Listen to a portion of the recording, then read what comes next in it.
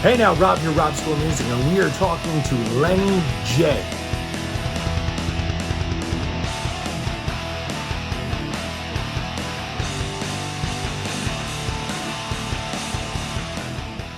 Hey now, Rob here, Rob School of Music, and today we have a treat. We have one of the coolest up-and-coming artists you're ever going to hear about, Mr. Lenny J.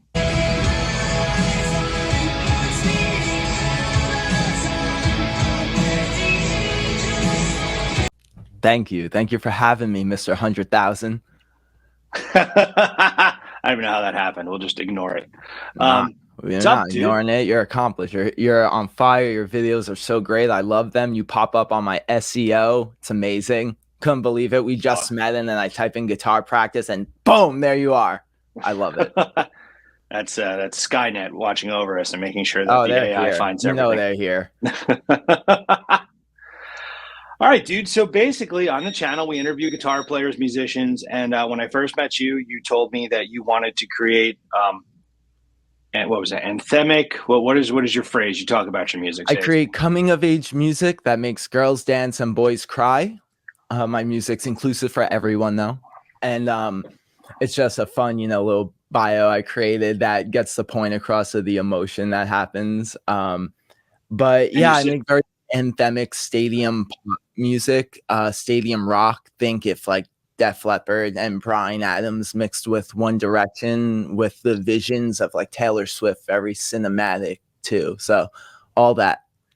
So when we were first chatting, I met Lenny at a party with Bob Horn, who does some of the mixing for our music, and he said stadium rock, stadium pop, the word stadium, and that painted such a picture. And then you played your song, your video, your whole incredible, awesome video for us, and Thank you. everything you said is exactly what the music was. So it's so hard sometimes when people are like, what kind of music do you do? And it's like, well, a little this, a little that. Like, you have the perfect description of what I've heard you produce so far. So awesome. Thank you. I'm super proud of my music. If there's one thing that I am proud of out of everything I've accomplished during my career, it's that I love when people are like, oh, that's such a Lenny harmony. That's so Lenny J, that song. And they say like I have a sound and a style that is fresh and is, has versatility. It's not just one sound, but I love when you could go to an artist and, we like Motley Crue because they're Motley Crue, and we like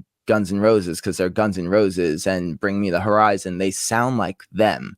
And people say I have a sound, and people hire me for production and writing because they want Lenny's sound. And I'm super proud of that because I feel what I look for in music is something that's innovating music. It doesn't have to be the craziest guitar player or something odd or whatever. I just want something fresh and new. Even if you do something super simple that just adds one little new thing of something fresh, it makes you you. And that's what I love about music, especially my music. And we all should, love our own music because it's just our personal journal entries pretty much. Or depends what you're doing with your art. So, but yeah, absolutely. I love that you hear the sound, and I appreciate you always listening and everything. Yeah, no, dude, your first song, we heard a lot of music that night, and that night went to like 4:00 in the morning, and your song was the song I was singing afterwards. Thank you. I didn't even know where to find it. Like I didn't know I had to put the period Everywhere. after the J to find it. And then I was like, holy crap, and here it is. And I put it in Instagram stories. So let's rewind. Yes. And move your mic back like a couple inches. Other way. Yeah, good. Beautiful. It's just distorting. Perfect. Okay. So all good. Got you. How did you start? Where are you from? What was the first music that you heard that made you say, I want to create a life in music? So one day my parents were listening to Def Leppard and Motley Crue, and here I am. No. So I was around music because of my parents. They loved all of that stuff. And it just stuck with me, that music. I knew it was so like joyous. The first songs I'm hearing are Poison and Skid Row, and this is the early 90s though. So the 80s were gone, but that cool 90s era was in with, like I said, Skid Row and Danger Danger. And it was all, LA Guns, and it's super catchy and melodic, but the guitars ripped and there was so much emotion, but it was super catchy. And then it just stuck with me. And I actually didn't get into music until I was about like 16 to 18, actually. So it was super late when I realized you can like perform music. But yeah, I started just by being a fan because of my parents. My first show was AC/DC, and Nice. just since then, I've been a rocker. And music's really all the same. It's just how you arrange it. There's only so many notes and scales, but the way it's presented in, anthemic music is what gets me going. I don't know if it's all the sounds, the spectacle that, makes my brain go crazy, but that's how I got into it, just being raised on it. And then I found out I could do it, and that changed everything. That's awesome. Are you you're in LA, so you're originally from there, or what, New did you come York out there City. for music? New York. Oh, wow. Okay. So you're New New Yorker York like me. All City, right. East Coast. Yeah. Moved out here recently only, right when the pandemic started. So I kind of got ripped off as soon as I got here. And I went back to New York. I didn't move back. I paid rent for all those months out here while keeping my place, and bounced back and forth because couldn't go out. We couldn't meet each other. It's really weird, especially for releasing music. I was about to release my first solo music. You and I, the song you heard is actually from 2017. I did that. Wow. It's almost 7 years old. And something I'm also proud of is that it doesn't sound like it at all. No, People not at don't all. know where my music comes from, and sometimes they're like, wow, your music's improving with every song. And I'm like, all these songs are not in order, but thank you. I appreciate the support, and you're seeing me grow, so it's making you think I'm getting better per se, which we always are improving. But yeah, a lot of these songs never came out because of the pandemic, but I'm out here in LA now, and it's the right time, it feels like, and I'm gonna start continuing to do my thing. But yeah, I came out here right as the pandemic hit, and that just stopped everything. And things are still a little weird even to this day. You guys are having hurricanes and earthquakes at the same time now over there. What a day that was. I did I can't enjoy the even. rain though. It felt like the East Coast. Everyone here was like, it's so insane. Dude, it just rained. Like it just rained. It was no different than any day in Jersey or New York. It really wasn't even scary winds. And I don't know. That's LA for you though. Yeah. No, I mean, back when I used to tour often, we would always spend a fair amount of time going up and down the West Coast. And I would always be so perplexed by how, if it was just a little off weather wise, it was like everything's over, the world's ending. And it's like, I've, been the East Coast my whole life, and we just deal with it's just another day, man. Yeah, It's they just you had keep off going. from school the day after here, and it was sunny and nice out. I don't know, but yeah, that's the opposite of my music. My music's all about persevering and working hard through storms and all that. Right. But yeah, no, it was a fun little hurricane day.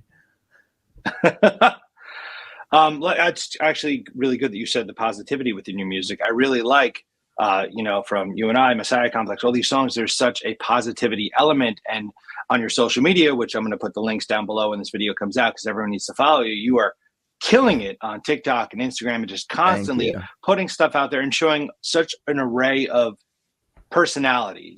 There's the stuff, play the music, and then there's behind the scenes stuff, but then you do your positivity stuff. So what invented that part of your personality, or So sharing, because mental health is super important. A lot of people, unless I'm older, like my generation, like we didn't talk about that stuff, and I no, they love that people still talk don't. about it now. Even people say it's shocking when they see a guy talking about mental health. I'm like, I'm pretty sure music has more guys in it, more males, and most music is sad and the men are singing it. So it's real. It's for everyone, though. It's not just a men thing I'm trying to do. It's for everyone. And I want to show it's okay to put yourself out there, because I feel like a lot of music, and there's nothing wrong with expressing yourself, but they sometimes romanticize pain and they feed Mhm. off pain. And it seems easier to be sad. And also, you know, music is often about just like partying and substances. And I want to sound lame, but like,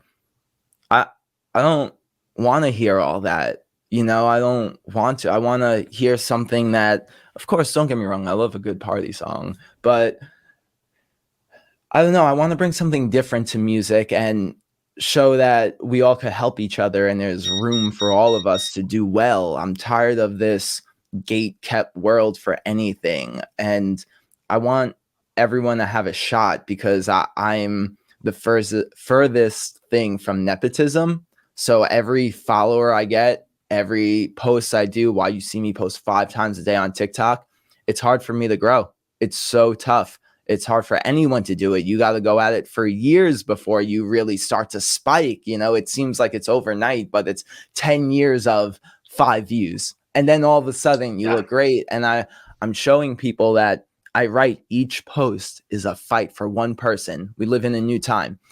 Each post I do is a net into the ocean. And if I could get one fan and they could find me and my music helps them, then they're at the show. That's how I'll grow. There's really no limit on social media now for like quantity. It used to be like a new music video. I'm going to make a post about this. It's not that anymore. It's like you could post your video 100 times on TikTok. You could sing it. Right. I could sit right here, sing my song here, turn it this way. This is a new video. That's the world we live in. And I thought I had a lot of TikTok posts and I have like 600. I found someone that has almost 4,000 in the last 2 years, but they have millions of monthly listeners and it's not even quality content. It's about getting heard. Everything we do equals who we are. And when you come see me live, that's what all those posts equal. Getting all of you in this room and the artistry I present in my songs, I'm going to have to post 1 billion times to really be heard. And I don't care anymore. It's just a different time. It's a fast moving time. People are releasing 1 to 5 songs a month now.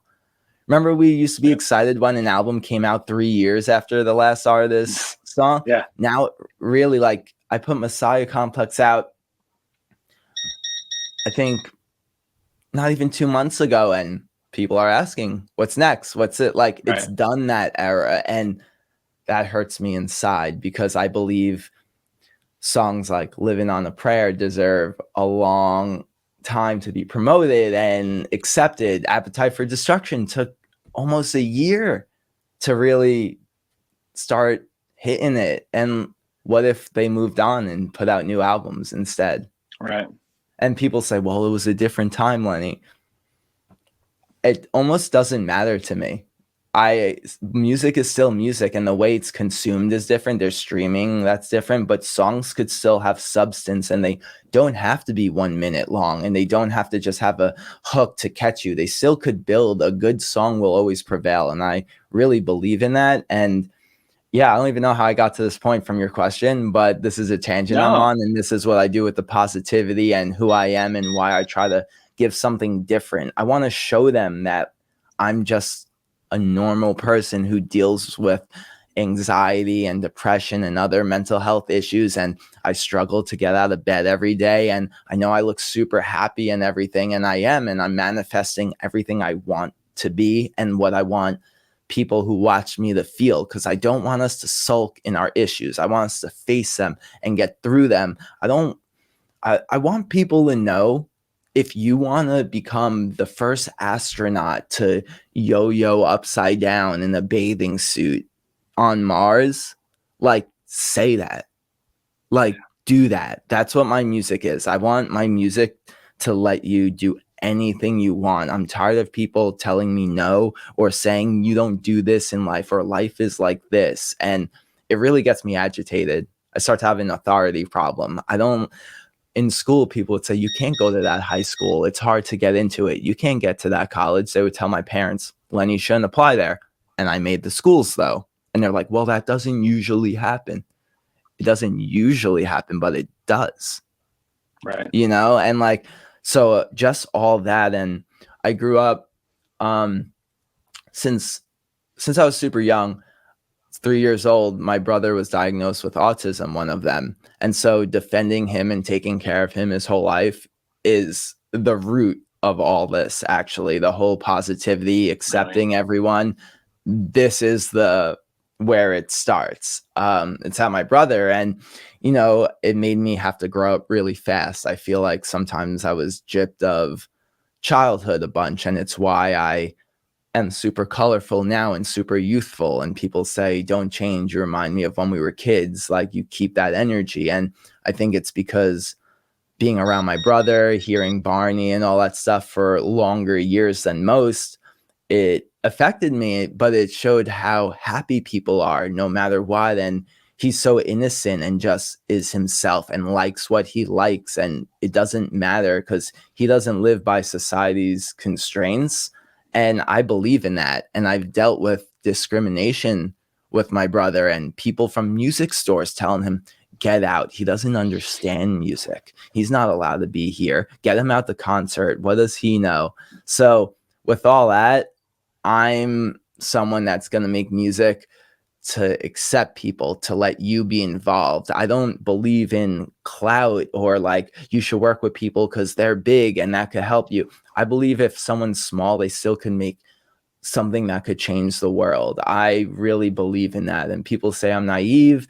They say your music, it's great, it's positive. Are you gonna make any sad songs? Like, look, I'm sorry you're sad. I get it. It happens. I want you to feel good eventually, though. And we will recognize the negativity in the world and our emotions. We have to analyze all of it. But the positivity, that angle, it all comes from my brother. And I'm thankful for him and I'm going to be there for him. But after seeing how people pick on him and pick on the defenseless and, the kids in his class growing up, I've seen that were picked on and I'm not about it. And I get really worked up about it. So my music is just to show everyone you could do whatever you want. And it's very, there's anarchy in it, as happy as it is. Like, I'm quite angry and there's a lot of energy in me that I'm getting out. And I know you're seeing, you and I were made to live forever. But like, we got some breakdowns coming. We got some solos. I'm screaming across tracks. Like, Wow.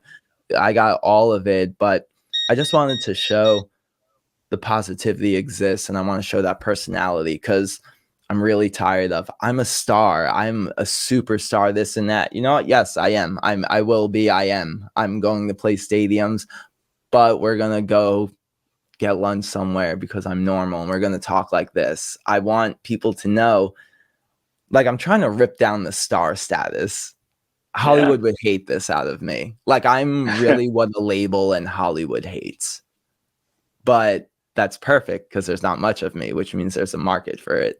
But anyway, Absolutely. I digress. And that is how I got into the positivity and showing all that side of it. I just want to show people I'm real. I'm in my room doing music full time.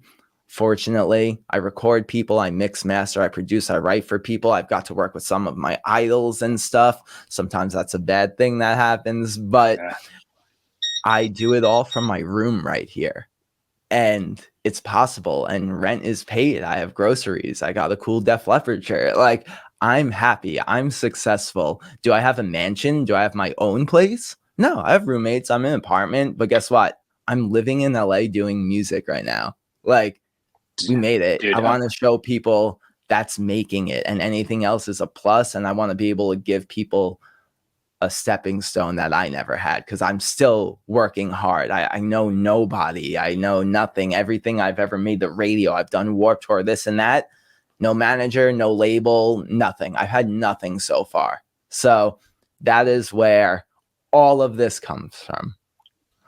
awesome, dude. You said so many incredible things there. I'm trying to, like, as you're talking, I'm listening and trying to hold on to each bullet point because I know. I'm sorry. This is how I no, speak. This dude. is how I write too. I, I feel like my brain's so scatterbrains. that is how I am on my day to day. I have three different windows open on my screen with notes, and I have stuff written in front of me, and I'm taking notes because I am a million places at once. Yeah, I took I know what I notes say. as well for this. I'm omnipresent. You Yep. said something. You said, what do you say? You said everything you do equals who you are. Is that what you said? You said something like that. Yes. That is brilliant, and that is so true. Unrelated to music, just in life, that is a fact. So that's our headline right there. The stuff with your brother, I've seen those videos. Sam actually resent me them this morning to make sure I had seen them, but I'd already seen them. Yeah. I love that because that's such pure, true love. And that's a part of life sometimes. And that crafts who we are as people and the compassion and that positivity. I see through the music education stuff we do here, we have a fair amount of people who come here on various parts of the spectrum. And it's a gift to be able to interact and share moments, because something that someone else might just take for granted, someone else may see as so beautiful and special, and that childlike wonderment in that moment, it's like, wow, why am I not seeing it that way? That is pretty cool, you know? Yeah, it's like there's like this stigma that we get older, and especially with the new generation, they think like 25 is old or like 23 is old. And I'm like, you Yeah. do know like people are living really long now, and like the age is getting older, and Yep. like 40, 45 isn't like the male voice is like the best in like the 30s and 40s, I think. Like Yeah. for correct me if I'm wrong, but I'm pretty sure like the 30s is when the male voice is great. But a lot of people in the industry are like 30s old or this or that. Yeah. But I want people to know like there's no limit. Look at Sia. Look at even outside of music, J.K. Rowling when they started. That's Yep. another thing I want to, show people in music. 'Cause I'm not old, first of all, so it's like weird how I'm saying it, but I'm tired of hearing 18-year-olds be like, all these millennials have to get off TikTok. They're almost 30. And I'm like, what does that mean?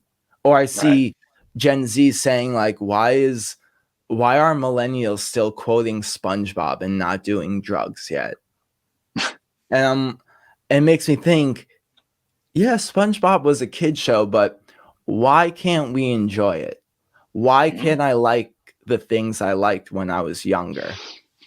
I'm pretty sure Pokemon and nostalgia is running the entertainment world right now, because everyone 100%, our dude. age are the CEOs now. So everything we liked is coming in. Barbie's Yep. remade, Sonic's Yeah. remade, Pokemon's Ninja big. Turtles. It's because we are the CEOs now. It's our time to Right. put our stuff out again. But Yep. I want to show people that I don't like when you put an age limit on things you enjoy, because I was at the last Warp Tour in New Jersey. I was there already in the grounds, and I met up with some friends that were there, and they said, this one guy, he goes, "Why are you going to watch Good Charlotte? That's what we listened to when we were 15." And I was like, that's not even like 12 years ago. Why can't I listen to them anymore? And he goes, because that's what we listened to before our 20s. And I go, dude, you're at the show. Right. You're here. What are you It's saying? ridiculous. I don't understand the mentality. Like, what do you mean we're too old to listen to an artist? Yep. Make it make sense to me.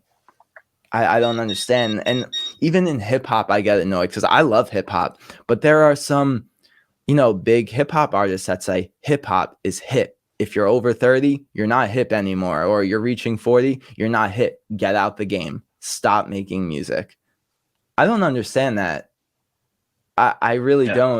don't. So yeah, I love showing people that they could be who they want and like what they like. You're not hurting anyone by being you. As Yeah. long as you don't hurt anybody, just be you. Do whatever you want. You said something else that was, I think, really important, and that's really what I'm trying to promote with this channel and these interviews, is that you can find a life and a career in music, and it doesn't always mean, like, a lot of the people I've spoken to are not the Taylor Swift, but they're the bass player, or they're the guitar player, or they're the Yeah. playback engineer, or someone behind the scenes, or people on the come up. Either way, it's a career in music where, like you said, you got groceries, you have your rent. It can be done, and it's all part of the process. I started teaching to offset the hit I took when I wasn't on the road, and then all of a sudden it grew into this whole other Yeah. thing. So what is the day in the life, a day to day of an independent artist? What's your daily routine? When do you wake up? Do you gym, diet, all that stuff? Yeah, all of it. So I I started following a schedule only about 2 weeks ago, and I recommend people stick to schedules because I started producing maybe 2017. I got into it by I looked up how to build a computer, and I built a computer off YouTube because Macs are too expensive. So I looked up how to build one. And I did that, and I just obsessed. I spent 7 a.m. to 3, 4 a.m. until I fell asleep at the desk. Like I've fallen asleep tracking people until I got the sounds that I wanted, because I didn't know what a mixing engineer was, or a mastering engineer, or a producer per se. I thought the artist did everything. I didn't know this. I didn't know loop samples existed until like 3 years ago. Sounds insane, but every sound you hear of me is original. I wrote everything, every instrument, every key part, every drum part, every note. I wrote all these compositions you hear. There's no loops or anything. And I think loops are awesome. This isn't "are loops bad" conversation. I love loops. Now that I found them, they're beautiful. They're amazing. They opened up a whole new world now. Sure. But I didn't know existed, and I obsessed at, why does my snare not sound like Taylor Swift's? And I didn't know she has mixers and producers. I didn't know. So I sat there and obsessed on, how do I get the quality I have? And that's why I mix and master, I produce, I write. So I obsessed for a few years, probably through 2020, dealt with mental health issues, neglected my body, didn't eat enough, collapsed a bunch, ended up in multiple hospitals, which is why for the Messiah Complex, my latest single, I'm dancing around in a hospital gown, because that's real. Wow. I've been in the hospital a bunch. Even when I was moving to Cali, I collapsed in Florida. I had to stop there first before I came out here. I was in Florida, ended up in a hospital, stopped in New Orleans, ended up in a hospital there. Texas, rushed to the hospital. All thought I was having heart attacks, passing out. I was malnourished. I was working too much, really just sitting here producing. And I was literally neglecting my body, not eating. And I would be like, oh, it's 3 a.m. I didn't have breakfast yet. I didn't eat all Wow. day. Like, and then I went down to like 125 pounds. It was horrible. It was really bad. I was shaking, collapsing on the ground. My parents had to carry me like up the steps. Like, it's been horrible, but because I would obsess over it, and it's really hard to grow. And this is what it took to reach any sort of new level. And maybe I'm not doing the 80-20 rule right, and doing 80% work for 20% results. All I know, I'm doing what I know. And unfortunately, it's been tough doing it. And I don't know the right way to do it, but I obsessed over things. I hurt my health. But during that time, it included practicing, studying, and getting better, and listening to people around me. And there is a lot of work that goes into being an independent artist, because even as an independent artist, I deal with labels, writing for them, radio stations. You still have to deal with it yourself. So daily in the life for me nowadays, even this included back then too, which again, back then is like 3 years ago. But right now I wake up, which is always crazy part of the day. I wake up, oh yeah, I'm alive. Wow. And then I panic for probably 20 minutes and have an anxiety attack. Truthfully, that's really what happens when I wake up. I get overwhelmed with what I have to do. But now I force myself to get into either guitar or piano first thing in the morning. Half hour for piano, hour for guitar. Really been pushing that. I want to just show people what practice gets you. And I'm decent at guitar. I do my thing. I could rip on there. But sometimes, you know how people are with music. Not everyone understands the levels of difficulty for like some pieces. You could play a really easy thing and then shred and no one knows the difference. But I want to show people that I want to have some respect on my name, that people often think I'm this pop person. And I grew up on 80s metal and 90s rock and 2000s pop punk, emo, new metal, all that. I'm here screaming and all this. And then people come up to me and go, wow, you play guitar? And I'm like, okay, we got to do something about this. So I practice first thing in the morning. And then I go through, of course, many of your videos. They're so amazing. And I watch videos online. I use YouTube tutorials. It's amazing what's online. I do things just to get my skills up, technical stuff, you know, alt picking, hybrid pick, all that stuff. I go through it, sweeping, just practice it, improvise. I go through that for an hour or so, and I end up throughout the day, I pick up my guitar all day and just noodle, you know. And then I do piano. And then after that, I try to for sure eat and then hit the gym. I work out a lot. I really work out to stay healthy because I have to take care of my brother when my parents aren't here one day. And honestly, this could be really dark, and feel free to keep it in or not. But like, I got to keep myself healthy to outlive my brother. I got to take care of him. I don't want him ever in a home or under someone else's care. I know him too well. Like, no one will understand like the language we have. So I really push to be healthy and take care of myself because I need to outlive him. And I know that's super serious and an intense statement, but I think if it's there's fucking one thing I beautiful. know how to do, it's take care of him. And even I use music to take care of him. I could do things to help my family to take care of him. And I just want to play shows, stadium shows, and have the crowd chant his name because he just loves shows and entertainment and music. And that's what he loves. So I love doing it because he loves it and I love it too.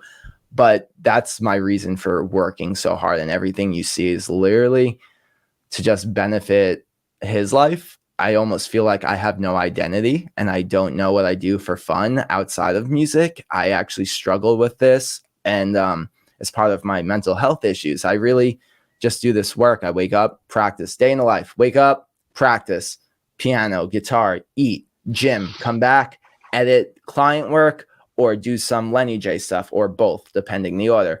Then I have to go out and film my social media content while the sunlight's good because it's too bright in LA during the day. So I try to hit it at like sunset. Golden hour is amazing here.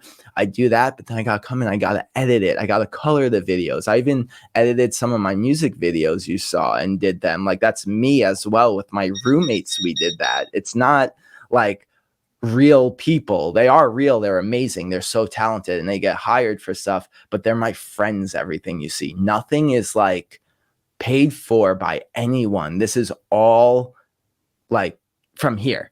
And like my roommate Awesome. outside this door and one other friend. Like, we do it ourselves, everything. And but yeah, that's a day in the life, getting this all together. And honestly, my day will end with I'm done for the day. Shut my laptop and I jump in bed. Like, I wish I said like I like to do this in my spare time. I really have an issue where I don't do things, and I panic a lot when I need downtime, and I deal with such anxiety, and I'm learning that I'm pretty sure some manic depression because my moods swing so much and I don't understand it.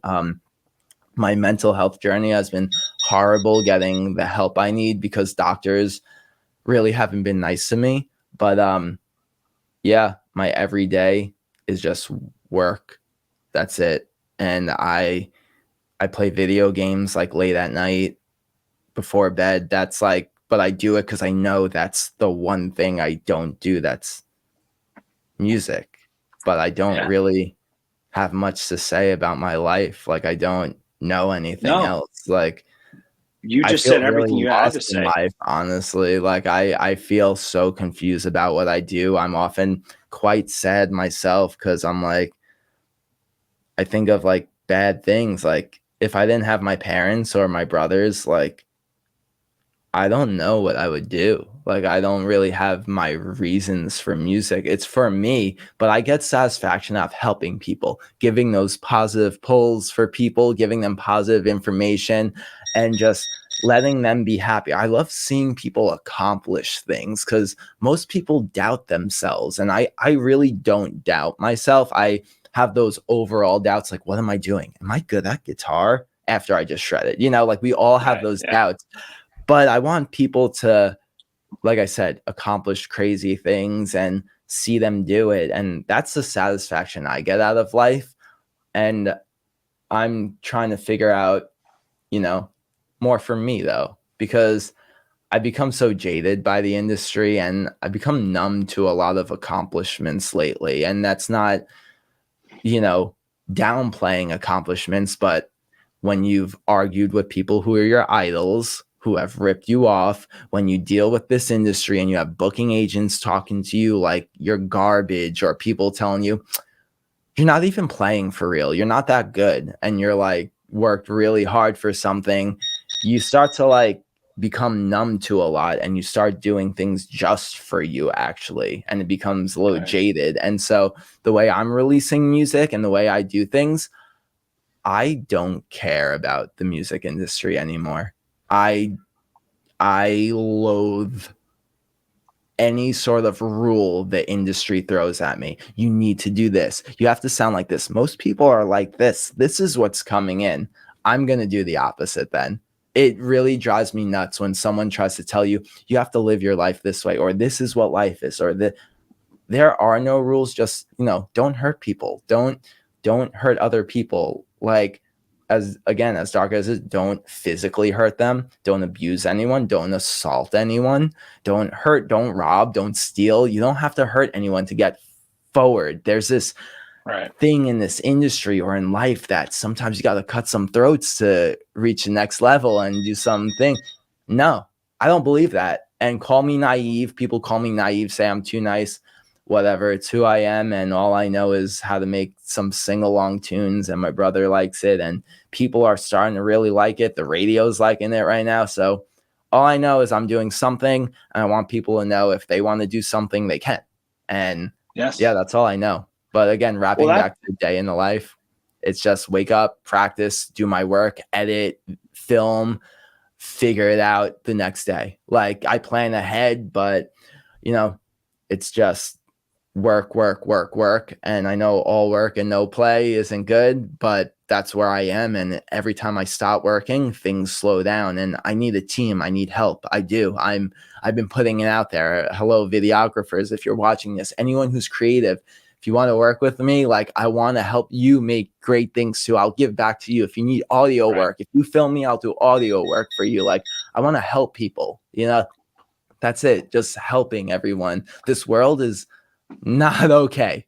It's not. And I really hope I could do something different.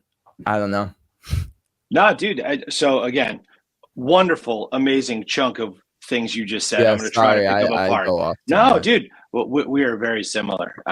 You have no idea. Well, we talked casually at a party where there was 1 million people, and one of the first things I noticed about you, not that other people weren't this way, but you were just real right off the bat. And that's important, especially in settings like that where everyone sort of has their armor on and their front and this, and that. And that situation was pretty cool where a lot of people were real chill, but just like I picked that up out of you. The all in on music thing, I'm that way as well. I've been that way since so a bit of background. I did music, went to college for music, toured when I was in college. After college, went on the road. My dad said, let's open up a restaurant, because my dad had been in the restaurant industry. So I quit music to open up a restaurant from 2008 through 2010. And things were going well. And I took my foot off the gas. First time in my life, I took my foot off the gas, just let it coast. And then the economy tanked and we lost the business. And I learned in that moment, that was one of my greatest failures, that downtime is dead time.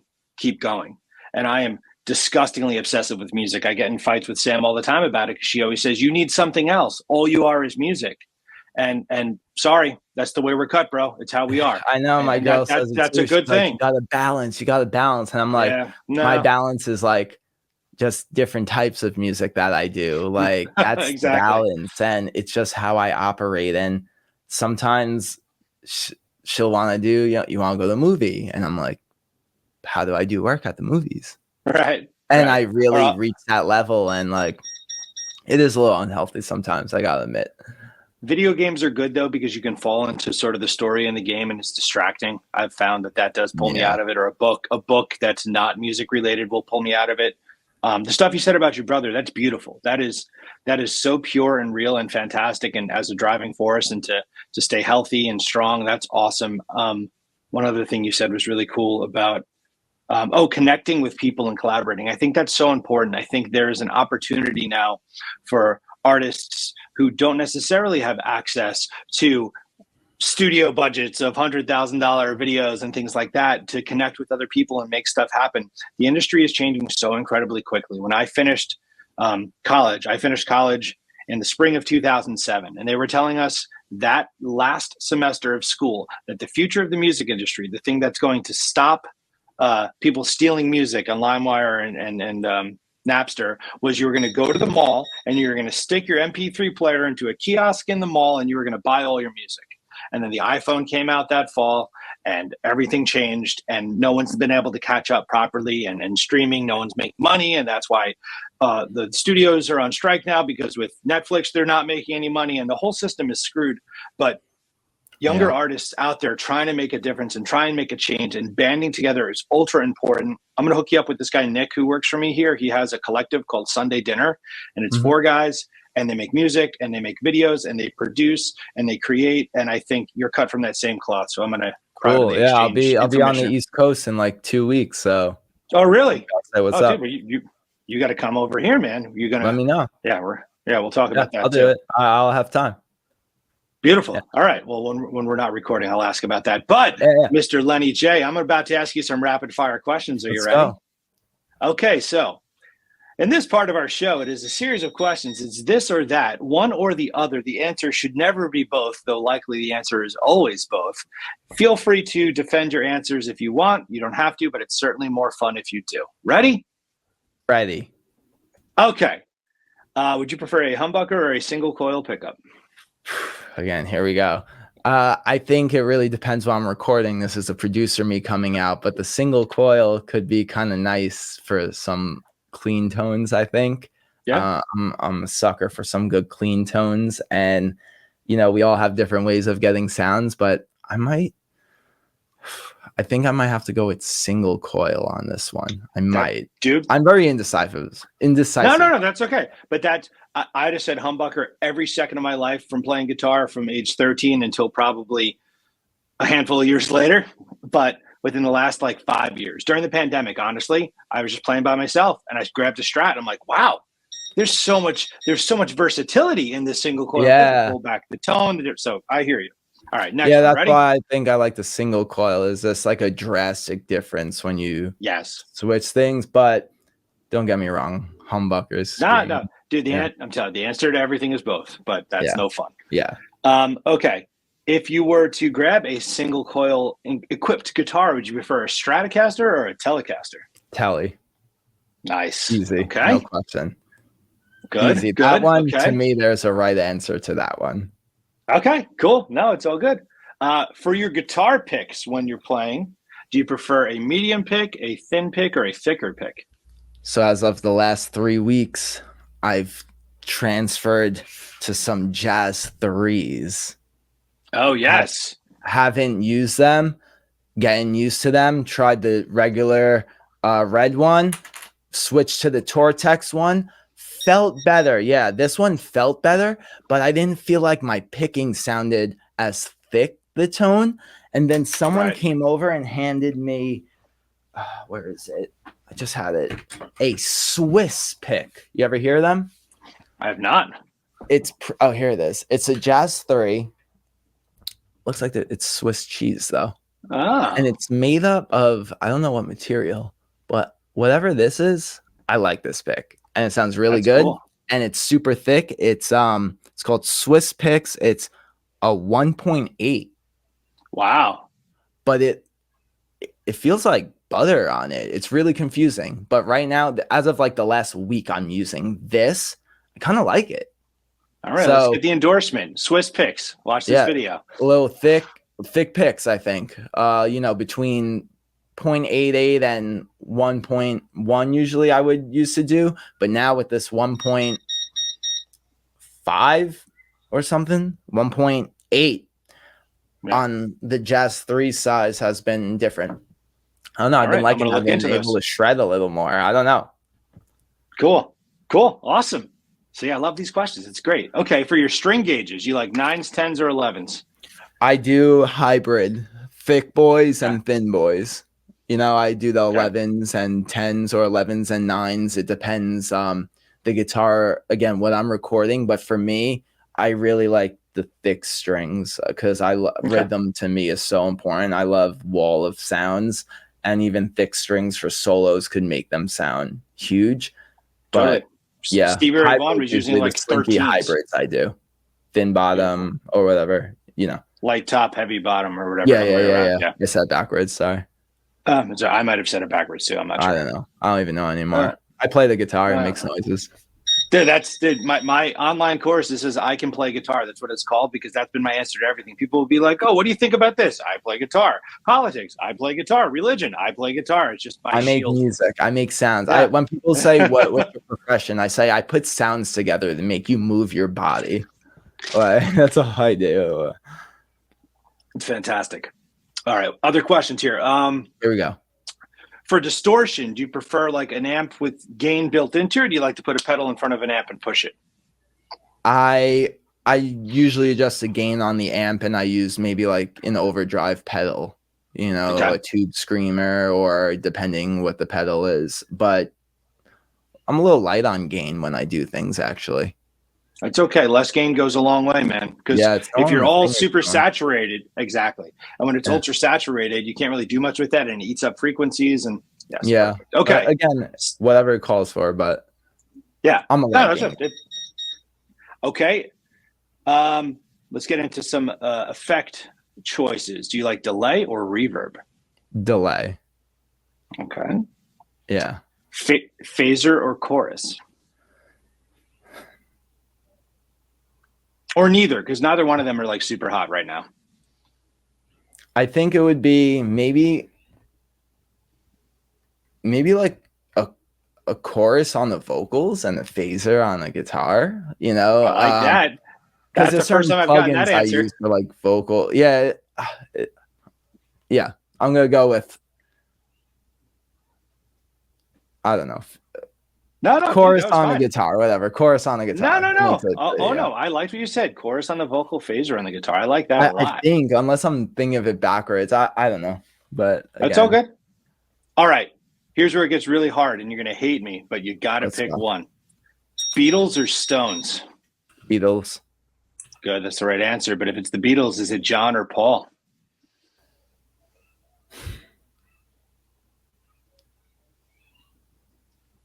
I might have to go with Paul for me personally. John is great. Too. I love John. I do. I love his voice. I love everything about them working together. But when I get into like, if we want to go deeper into their solo stuff, I'd rather listen to Paul than John. I feel like if I was in a room with John Lennon, which would be amazing, I'd pay all my money to be in that moment. We would argue. I think we may even get into a fist fight. He just seems like an antagonistic kind of guy. I always feel like John and I are saying like peace and the earth and everything, but I feel like the way he went about things was a little different than me. And I feel like he is very particular. And I feel like Paul's a little more like, let's rock. Yeah, totally, I do feel that. I don't know either of them personally, but I gotta go with Paul on this.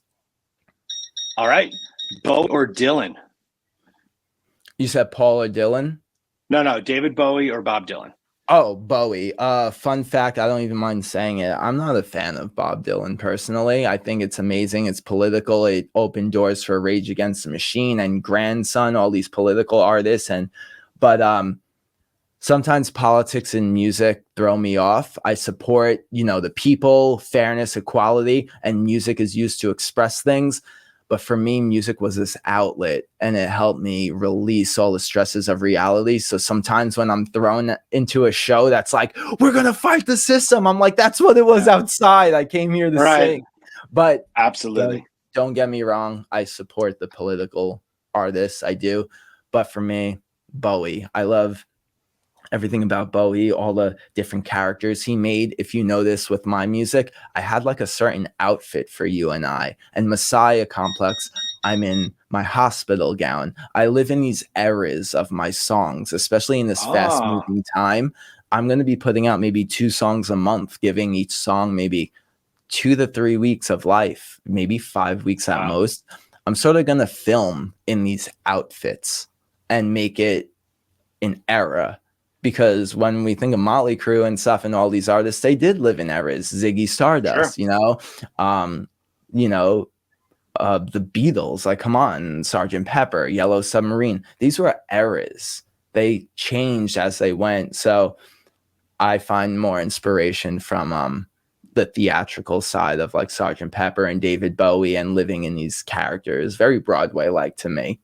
Sure, absolutely. No, I enjoy that very much. Two more for you, and then I'm not we'll being close rapid out. fire. No, dude, you're being you, and that's what I want. I want you. I'm going to ask you two more, and then we'll close out talking about what's coming in the future for you. But Cool. my last two will be Led Zeppelin or Pink Floyd. Okay, I just got into Pink Floyd as of like 2 months ago, and I'm in love with the Dorian scale because it's so emotional. And I Marooned, that album. The Division Bell is the album it's called. Yeah, I love it. I always had this thing with Pink Floyd that I was raised on 80s music. Very different than Pink Floyd. Very different than even Zeppelin. My parents weren't into the 70s music too much, so I had to find it on my own. And I never got into Pink Floyd because the vocals threw me off for both of them. But the instrumentals and the guitar, beautiful. David Gilmour doesn't really have any. Okay, they're difficult because to get that tone and the bends perfect takes a lot of skill and practice. But if you can do that, the technicality of his solos are not too difficult for at least for me and probably for you. But he's not shredding. It takes a lot of work though to get the finger tone great. So absolutely. I appreciate that from them because I'm super emotional when I play solos. I love 80s ballads. That's my favorite type of guitar solos, just making bends, making it wail. And so I'll give that to Pink Floyd, that end. But if I had to choose, it would be Zeppelin because they rock. Like Black Dog to me is just like the epitome of like rock and roll. And any closer to that is AC/DC. Like that's just rock to me. Like you want rock and roll, listen to Black Dog, like that's it, so that's why I give it to Zeppelin. That's just the beginning to me of like really like, oh, okay. I love that you referenced that of all the possible Pink Floyd albums, the Division Bell, because the Division Bell was their last release. And that was one of the releases after Roger Waters wasn't in the band. But to me, that's where I remember being like elementary school when that album came out. And I remember seeing the displays at like Tower Records. And I was like, what's this? I was pooping myself. So it's, I was too. But, listening to it for sure. Probably like, whoa. But like a lot of it gets lost because everyone's like, oh, The Wall and Dark Side. But that was great stuff too. So awesome. No, it's amazing. Okay. And we got to understand that was the beginning of this stuff. Like music's like, rock and roll's not that old. Like I know it dates back, but if you really think of like published music and like when Zeppelin was out, like shredding is new still. Like it's not old. Like everyone thinks, oh, music's changed so much. It has, but like when we heard the shredding on, like Communication Breakdown and everything, like Good Times, Bad Times, like that's new. Like that's still new, We're living in a time that, you think about the history of music and classical music and just like that music to our current rock music, maybe as the catalyst. We in 2023 still live in a time where a lot of those guys who didn't, undo themselves with drugs are still living within their natural life. We still have 3/4 of Led Zeppelin alive, half of the Who alive, half of the Beatles alive, most of the Stones alive. That's insane that those people are still here on this planet. And we lost most of them for unfortunate reasons, not old age. Like no, just it's still new. Like I think about how when I got into music, like just being a fan of it as a kid, I didn't realize like hip hop was only 20 years old at the time. Yeah. I didn't like only 20 years old. I'm older than 20. You're saying hip hop, I've lived longer than hip hop was when I was born. You're telling me Pink Floyd was releasing, Dark Side only 15 years before the 90s. That's a weird thought, Yep. Music is still so new. Like it really is. And people are going to tell me like, it changes. No, like the fact that, when Korn was using 7 strings in like 99, that is new, like that open string doing drop G, drop A. Yep. When we heard Iron Man hit that single note, that's the beginning of like the single notes that we do now with the heavy bands. That's not long ago. No. It's not long. Or we talk about like, I don't know. I think about all of this. It's not new. I mean, it's not old. It's very new still. It's fresh. To me, the Beach Boys are the beginning of pop punk. Like the Tom DeLonge voice from Blink 182, you know, like the Where Are You? Very much like my voice. I believe the Wouldn't It Be Nice If We boom, boom, boom. That's so punk, pop punk. Like, come on. That's awesome. That's the beginning of it to me. And like then Zeppelin brought it out, and it just moves fast like technology. But yeah, anyway, the Division Bell. Amazing. Love it. Don't love the vocals. I'll be honest. It's all the instrumental work for me.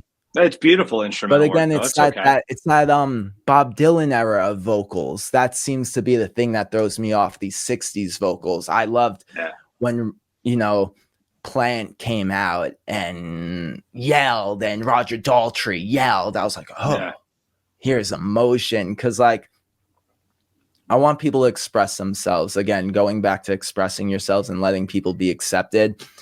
When Angus throws himself on stage in a schoolboy outfit, people make fun of people for dressing up as things, or people make fun of me on my stuff for like having balloons or saying I'm soft or this and that.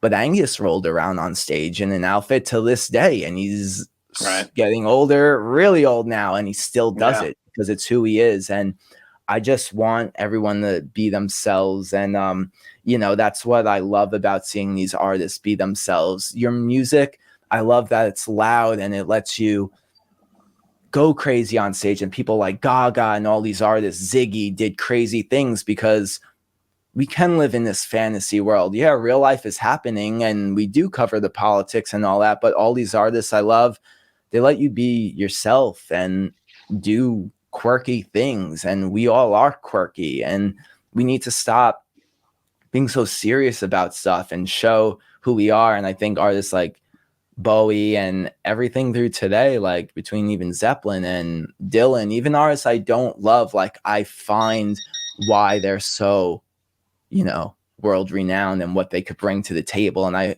want to be an artist that like pushes that for people and let them understand that music is supposed to let you be you. Tell me what people need to look out for in the future. What's coming next? Lots of new music on the way. Non-stop music. Shadow in the Light, I believe September 8th. If it's not September 8th, it's around that time, and there's going to be even more songs that month. So whenever you see this, there's going to be plenty of material from me. Beautiful. That's what we want. We can't wait. All right, brother. Well, thank you, Lenny J, for your time today. I sincerely appreciate you hanging out with me, and I encourage anyone and everyone to check out his music because this guy is the real guy, and that's what we need. We need real in this world. All right, man. Be well, be safe.